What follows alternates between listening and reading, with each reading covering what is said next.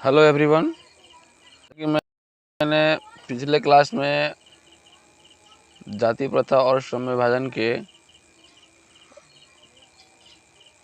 परिचय और उनके लेखकों के बारे में बताया था, और आज हम करने वाले हैं उनके कुछ जो वस्तुनिष्ठ प्रश्न हैं जो एग्ज़ाम में पूछे गए हैं, उसको आज हम सॉल्व करने की कोशिश करते हैं। तो सबसे पहला क्वेश्चन है कि भारत में बेरोजगारी का एक प्रमुख व प्रत्यक्ष कारण क्या है?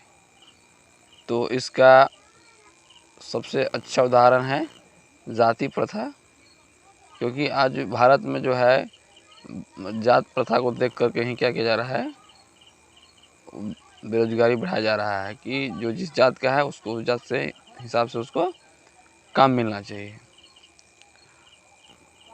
अगला है, आधुनिक सभ्य समाज श्रम विभाजन को आवश्यक क्यों मानता है?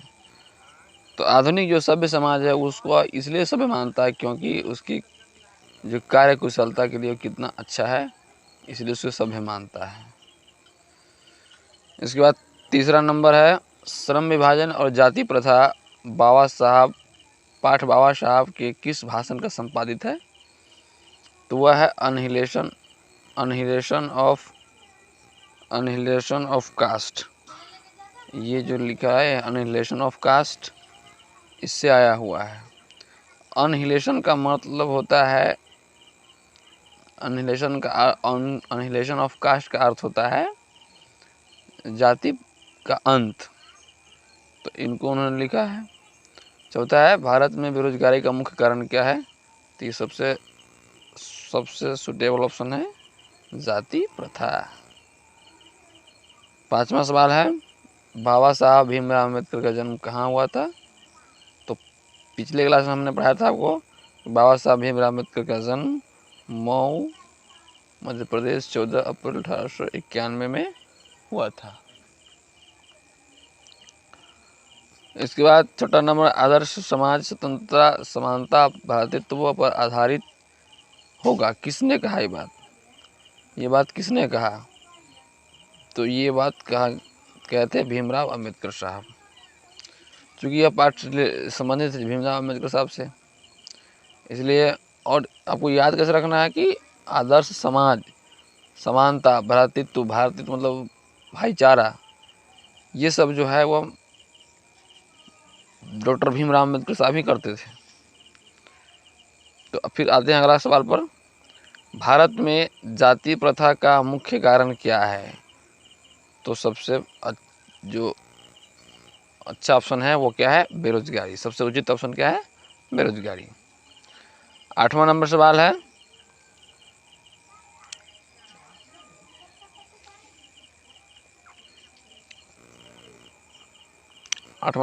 है, कि मानव मुक्ति के पौधा किसे कहा गया है? मानव मुक्ति के जो पौधा है वो डॉक्टर भीमराव अंबेडकर को कहा गया है, इसलिए इसका ऑप्शन नंबर सी हो जाएगा। 9वां नंबर सवाल है, जाति प्रथा स्वाभाविक विभाजन नहीं है क्योंकि इसको जो है रुचि पर आधारित न होने के कारण है। क्योंकि जो जिसको चाहे किसी भी कास्ट का हो, अदर काम में अगर कार्यकुशल है तो उसको उसी प्रकार का काम दिया जाना चाहिए, लेकिन जाति प्रथा ऐसा नहीं कहता है। जाति प्रथा कहता है जो जिस जात का उसको हिसाब से काम दिया जाए, इसलिए रुचि पर आधारित नहीं होता है, इसलिए स्वाभाविक विभाजन नहीं है। अगला 10वां नंबर सवाल है, भारतीय संविधान का निर्माता किसे कहा गया? ये 2022 में पूछा गया है, वो तो है बाबा साहब भीमराव अम्बेडकर जी। ये तो आप लोग जानते ही होइएगा। बाबा साहब अम्बेडकर का जन्म किस राज्य में हुआ था? तो हम पिछले क्लास में हमको पढ़ाए थे कि उनका जन्म महू मध्य प्रदेश में एक दलित परिवार में हुआ था। तो ये ऑप्शन नंबर ए हमारा सेटिस्फाइड ऑप्शन है। आइए अगला नंबर सवाल में, श्रम विभाजन और जाति प्रथा के लेखक कौन है? तो श्रम विभाजन एवं जाति प्रथा के लेखक कौन है? तो इसका सीधा ऑप्शन है डॉक्टर भीमराव अम्बेडकर साहब। Option number A doctor Bhimrao Ambedkar साहब। 13वां नंबर सवाल है, कि बाबा साहब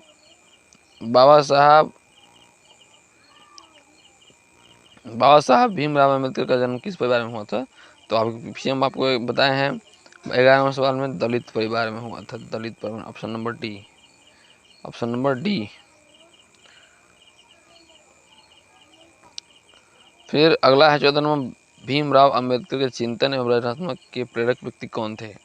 याद कीजिए, मैंने आपको प्रथम क्लास में पढ़ाया था कि महात्मा भीमराव अम्बेडकर साहब के तीन व्यक्ति प्रेरक थे। उनमें से बुद्ध भी थे, ज्योतिबा फुले भी थे, बुद्ध भी थे, ज्योतिबा फुले भी थे, और एक जो है कबीर भी थे और ज्योतिबा फुले भी थे। तो इसका जो ऑप्शन होगा, ऑप्शन नंबर डी हमारा करेक्ट ऑप्शन होगा। फिर आते हैं हम 15वां नंबर सवाल में कि हु आर द सूरज किन की रचना है? हु आर द सूरज किसकी रचना है? तो वो है भीमराव अम्बेडकर साहब के। Option number A.